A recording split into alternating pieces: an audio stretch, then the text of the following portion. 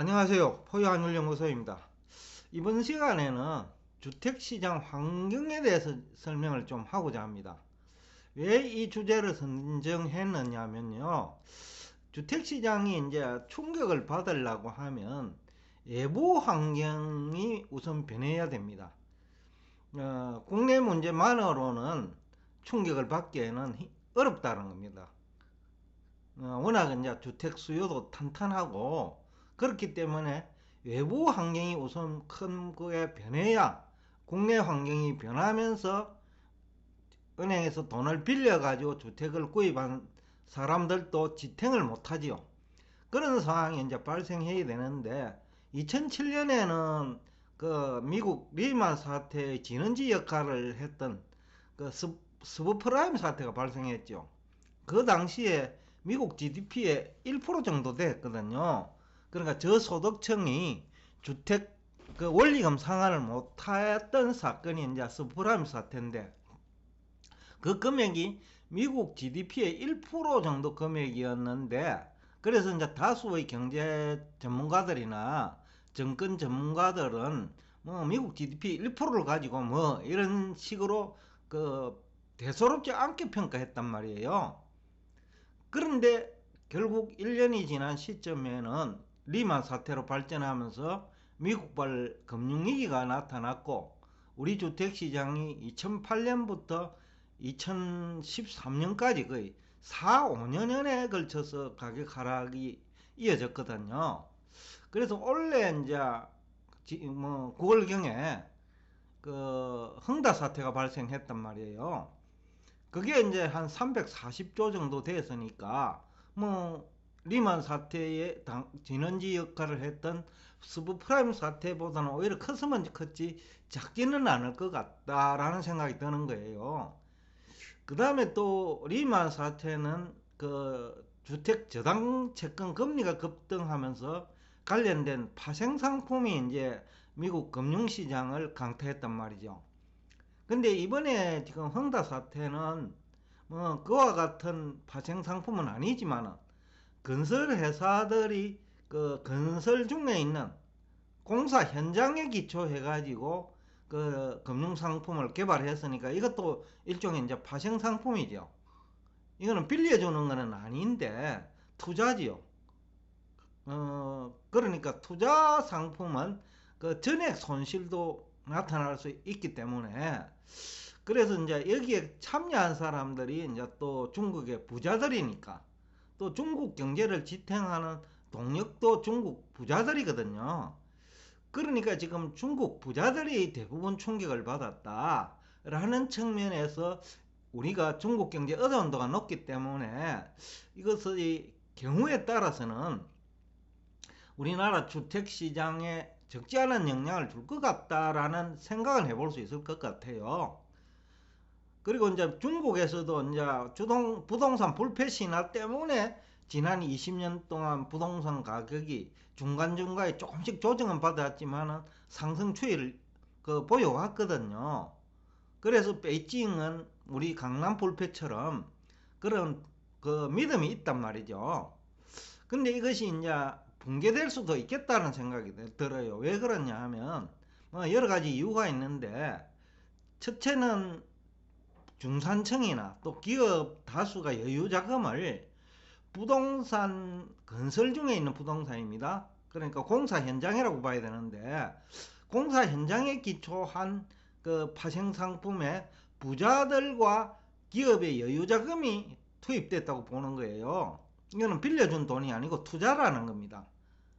그렇기 때문에 이것은 그 리만 사태에 비교해 볼 만한 그 금액이 될 수 있다라는 생각을 해볼 수 있고, 또 중국은 부동산 비중이 너무 높아요. 미국이 리만 사태 발생할 적에만 하더라도 그 가계자산 중에서 부동산 비중이 그래 높지는 않았거든요. 근데 중국은 이 비율이 70%가 넘기 때문에 한국보다 조금 더 높아요. 또 중국은 세금이 없으니까 빈집을 또 많이 가지고 있고, 또 한 사람이 세금이 없기 때문에 두 채, 세 채 가지고 있다는 겁니다. 그러다 보니까 이제 중산층은 부동산 시장에 그 운명이 걸려 있다고 해도 과언이 아니죠. 미국은 그 금융자산이 그때도 많았거든요. 리만 사태 이전에 2007년만 하더라도 증권시장이 또 뭐 화랑을 보였으니까 지금 중국은 몇 년째 지금 정시 쪽에서는 돈이 빠져나가가지고 오히려 부동산 쪽으로 가버렸어요. 그래서 흥다 사태로 부동산 시장이 이제 충격을 받고 있는 지금 진행 과정인데, 이것이 제가 볼 적에는 리만 사태 못지않다라는 생각은 들어요. 한국 경제와 관련해서 보면 우선은 이제 중국 국민들의 부동산 투자 비중이 자산 중에서 너무 많다. 그래서 자가 비율이 거의 뭐 90% 가까이 되고 대부분의 국가에서는 50%밖에 안 되는데, 그러면 이 자가에 거주하는 사람들이 어떤 문제에 직면할 수 있느냐 하면 바로 중산층 몰락과 관련되어 있다는 겁니다. 부동산 가격이 30% 지금 내리는데, 만약에 집을 그 은행 돈을 뭐 은행 돈이 아닌 돈도 많이 있을 겁니다. 중국은. 왜냐하면 지하 경제가 발달되어 있으니까. 그러면 50% 빌렸다고 보면 30% 내리면 자기 자산은 60% 날아가는 거예요. 뭐 조금 시간이 더 가면 70% 날아가는 거예요. 그럼 중산층 다수가 그야말로 그 자산이 없는 상태가 된다는 거죠. 중국도 주택담보대출 비율이 70%까지 낮춰져가 있는 상태니까, 그러니까 부채 비율이 한 50%까지는 된다고 봐야 되거든요. 주택을 구입하면서. 그러니까 40%만 만약에 주택 가격이 하락하면 중국 부동산은 물론 중국 중산층이 몰락한다는 겁니다. 이 경우에는 가전산업이나 중국도 뭐 가전이 이제는 뭐 우리 한국 못지않은 가전산업을 가지고 있거든요. 그 다음에 지난 20년 동안 중국 경제 성장을 이끌어온 건설회사 부도가 막 일어날 거고요. 그 다음에 주택이 잘 올라가면서 가격이 올라가면서 자동차 소비도 늘었을 거고, 그러니까 자동차 산업도 충격받는다는 거죠. 그래서 신흥 자동차 회사도 망할 수 있고 전기 자동차 회사도 망할 수 있고, 테슬라 같은 회사도 중국에 대해서 그 자동차 수출 비중이 크게 떨어질 수도 있고, 물론 인테리어 산업도 있고요. 근데 이런 관련 산업들이 결국은 우리 그 기업의 중국 수출 감소하고 연결된다는 겁니다. 그리고 또 중국 금융시장이 충격을 받으면 우리 또 중국 주식에 투자한 ETF 상품 많잖아요. 이 또한 충격을 받을 수 있다. 그런 측면에서 보면 이건 리만 사태급으로 볼 수도 있지 않느냐라는 생각이 드는 거예요. 그래서 오늘 제가 이 주제를 좀 심각하게 다루고 있는데, 지금 이제 중국 지방정부 부채도 여러분 다 아시다시피 간단치 않거든요.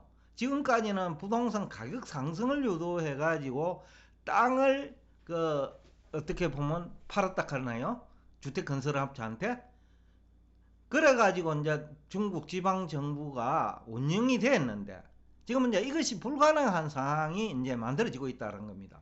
그러면 결국 할 수 있는 거는 지방 정부가 파산을 하든지 안 그러면 세금을 이제 부과해야 되는 거죠. 중국은 지금까지 제대로 된 이제 부동산 관련 세금이 없는데, 이제 세금을 부과하기 시작하면 지금 가게들이 막 두 채, 세 채, 뭐 20채, 30채 가진 사람도 있으니까 이분들이 지탱을 못 한다는 겁니다. 그래서 이제 중국은 아마 이번 흥다 사건을 계기로 무슨 대책을 뭐 정부 차원에서 마련한다 하더라도 오히려 중진국에서 후진국으로 몰아갈 가능성도 있겠다 싶어요. 왜냐하면 미국이나 이런 서방 세계 문제는 부동산 자산 비중이 높지 않았단 말이에요. 부동산 거품 붕괴가 뭐 한두 번이 일어나더라도. 근데 중국은 이 비중이 너무 높다는 거예요. 70% 가지고 있다는 겁니다. 그리고 한 사람이 두세 채를 가지고 있고 빈집도 많고, 근데 이것이 과연 기존의 이제 자본주의 국가에서 발생한 주택시장 충격하고 비교해 볼 때 어느 정도인지를 이제 가늠을 해보면 제가 볼 적에는 미국이나 일본보다도 이것이 작지 않은 그 부동산 충격으로 나타날 것 같다. 왜냐면 일본도 금융 그 비중이 적지 않았거든요. 그 당시에. 근데 중국은 너무 높다라는 거죠. 근데 지금은 한 30% 하락을 했는데 여기서 10%만 하락을 하면 중산층이 거의 몰락한다고 보면 되거든요. 그 경우에 우리 대중국 수출은 그야말로 어둡고 우리 금융시장의 미래도 굉장히 어둡다라는 거죠. 내년이. 그러다 되면 이제 금리에 영향을 주기 마련이거든요. 금리. 중요한 건 이제 금리거든. 우리나라의 주택시장에 충격을 받는데 금리하고 환율인데 이 두 개가 동시에 충격을 받을 수 있겠다라는 생각을 지금 하게 된 거죠. 그래서 오늘 이 주제가 의미가 있고 여러분들에게 도움이 되지 않을까라는 생각은 들어요. 그래서 2008년 미국도 주택 저당 채권 금리가 급등하면서 여기에 기초한 또 이것도 그 부동산 불패 그런 믿음이 있었던 거죠. 그러니까 주택 저당 채권 금리에 기초한 파생 상품이 그 엄청 팔렸죠. 중국도 똑같다라는 거죠. 부동산 불패에 대한 믿음 때문에 그 은행에서 돈을 빌려 가지고 그 두 채, 세 채, 열 채, 20채까지 빌린 사람이 많다는 거거든요. 근데 주택 가격이 30 내지 40%만 하락을 하면 중국 중산층이 몰락한다고 보면 됩니다. 그래서 제가 오늘 이 주제가 굉장히 우리나라 내년 경제에 적지 않은 영향을 줍니다. 지금 국내 경제 전문가들은 미국에서만 문제가 되게 많은 것처럼 얘기를 합니다. 대부분. 근데 제가 볼 때는 미국이 문제가 있더라도 그 지는 중국이 될 거다라는 겁니다. 그래서 미국 연준 의장까지 약 한 달 전에 지금 흥다 사태가 간단한 문제는 아니다. 연준 의장까지요. 그 정도로 분석을 했다라는 겁니다. 그래서 이제 제가 오늘 이 주제도 가지고 나온 이유 중에 하나인데, 여하튼 이 흥다 사건은 중국 주택시장은 물론 가전산업, 건설산업, 자동차 산업, 그러니까 전반적인 중국 산업 전체에 영향을 줄 수 있는 충격이다 라는 얘기를 하고 싶고, 그 영향권에 있는 한국의 금융시장과 결국은 금리시장, 그것이 시차를 두고 부동산 거품 붕괴로 이어질 수 있겠다 라는 생각을 하게 됩니다. 제가 이제 지난번에도 12월경에 한번 보자라고 하면서 그때 결론을 내겠습니다 하고 여러분들한테 방송을 했을 거예요. 그래서 지금은 이제 중점적으로 점검을 해보니까 결국 내년 그 주택시장은 또 우리나라 금융시장은 중국발 그 트리거가 될 것 같다. 흥다 사태가 지금 중앙은행이 그 정리할 수 있는 그런 사건은 아니다라는 겁니다. 또 중국 정부가 해결할 수 있을 정도의 가벼운 문제도 아니다라는 거죠. 그리고 지금 금리가 뭐 올라간 것도 중국 정부가 통제를 못하니까 올라간 거거든요. 그리고 지준율 인하락하는 게 그렇습니다.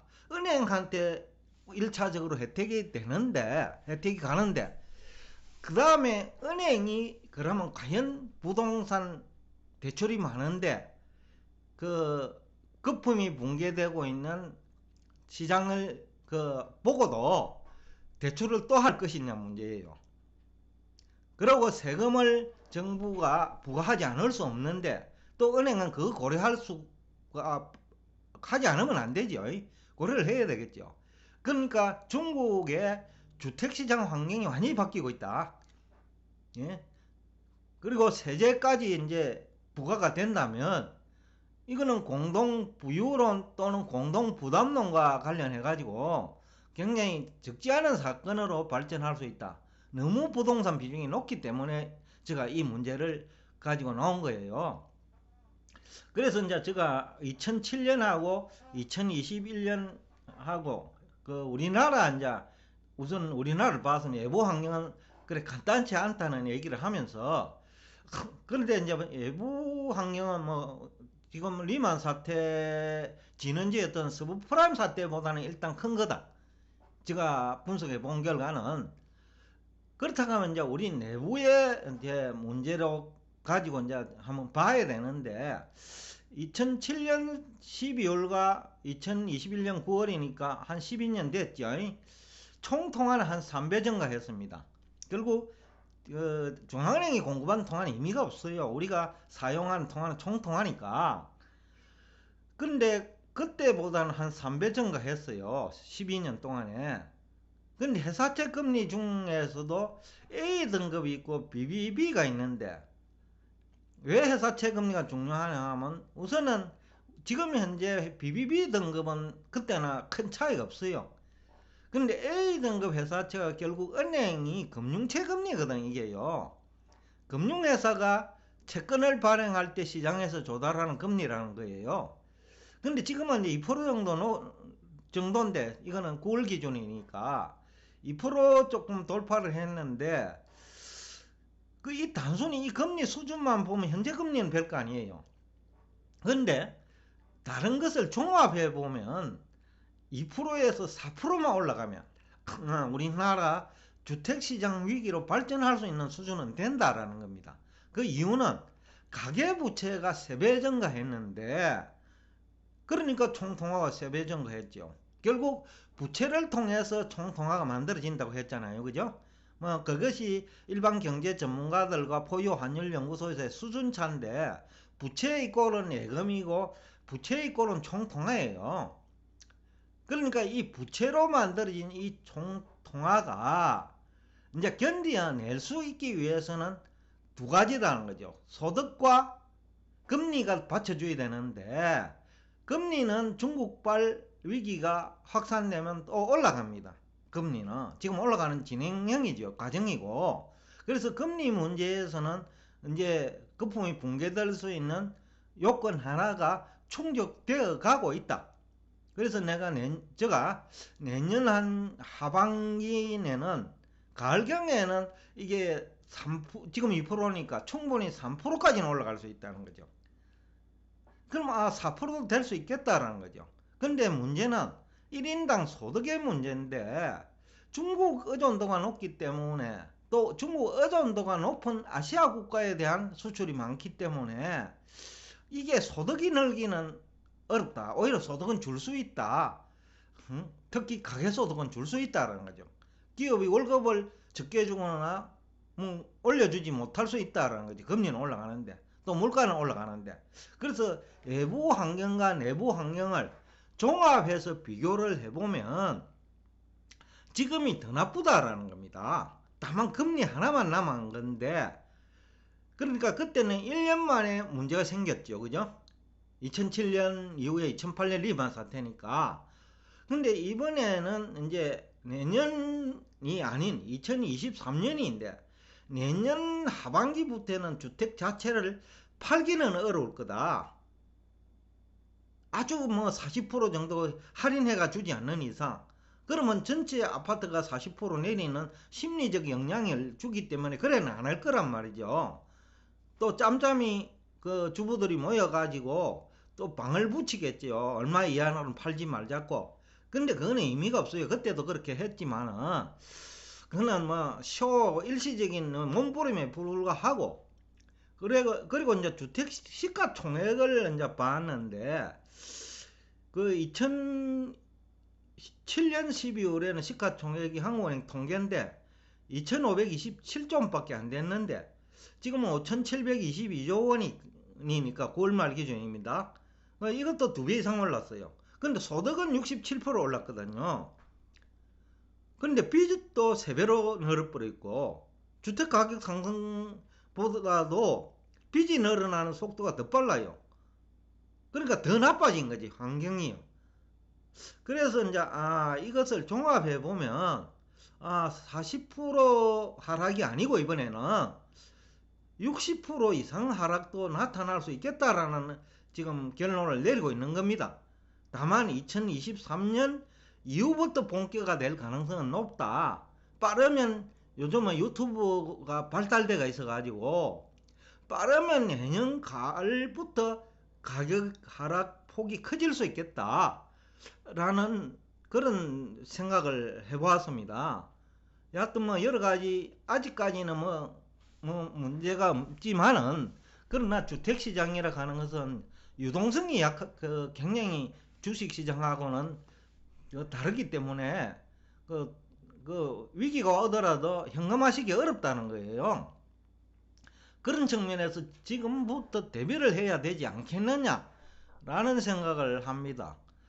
강남 불패도 견디지 못할 수도 있겠다 라는 생각을 합니다. 그래서 오늘 뭐 얘기한 것을 정리하면 조심스럽습니다만은 2007년에 이어 2021년에도 제가 그 주택시장 거품 붕괴를 지금 경고합니다. 제가 13년 만에 그동안에 한 번도 얘기를 하지 않다가 주택시장 거품 붕괴 경고를 그 13년 만에 하는데 내년 이후가 될 것 같다. 내년 가을 이후에는 현실화될 수도 있겠다. 지금은 유튜브가 그 공간에 활성화돼 가지고 이게 영향을 주는데도 빠를 수 있고, 금융시장에 미치는 영향, 금리시장에 미치는 영향, 주택시장에 미치는 영향이 과거보다 빠를 수 있다는 거죠. 그런 측면에서 한번 의미를 부여할 수 있지 않느냐 라는 생각에서 이 주제를 가지고 나왔습니다. 오늘도 끝까지 경청해 주셔서 대단히 감사합니다.